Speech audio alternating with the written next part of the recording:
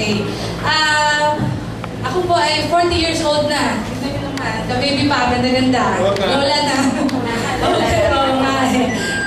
Way back 2003, I was diagnosed with multiple myeloma.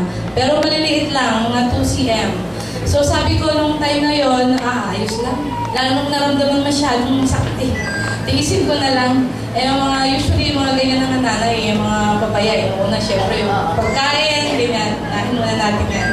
And then, si Eric came back from Saudi 2010, early 2010. Sabi ko sa kanya, gawan tayong baby, baka niyo tayo makahapon. Sabi ko, titignan muna natin. Tapos nung nagpa-check up pala ako, malaki-laki na yung mga myoma. Sabi ko, paano ba to? Conflict na. Sabi naman, minsan naman sumasama yan. Sige, try nyo. Lumuha kung ayaw mong magpatanggal. Kasi talagang ayaw mong magpatanggal. Ayaw mong magpagalaw. So, yun. Sabi namin, try namin. So, summer 2010, nag-miscarry ako. Nag-miscarry. So, wala. Tapos June, nakilala namin yung friend niyang pastor. Sabi niya, kasi si Eric out of work that time, nag-change ng administration doon sa amin. So, nawalan siya ng trabaho. So sabi naman ng pastor, tama-tama sama ka sa akin kasi magandang racket ito. Hindi lang for health, talagang para din sa wealth. O di, siyempre, try namin. Sabi namin, attend kami. Si Sir Mel lang ang speaker. Sabi ko, nakakabilib naman yung halika, nangutang tayo ng 5,995 para tayo makapasok. Di, siyempre. Nag-share din siya eh. And then, ang ginawa namin ni Eric, ang isang bote, tumatagal sa amin ng 3 days. So, yun. Nagsimula kami June, July. Dating naman ng August, ayun na, na-pregnant na po ako. Pregnant na.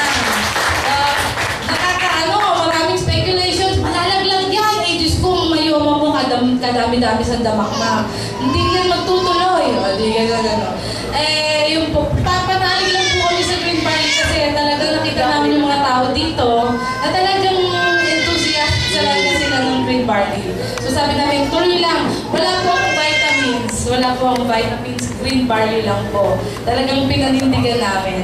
And then, hindi po, supposed to be May, ang aking due ko. April, umiilab na, nagmamadaling lumabas. Kasi nasisiksik po siya nung myoma ko. So, ayun. Noong dinala na ako sa hospital, siyempre, na CS na po ako kasi bridge din siya. So, ayun. Kahit ang liit-liit po niya, 1.6 kilograms, imagine niyo po, ganyan lang po siya. Ang liit-liit ng mukha niya.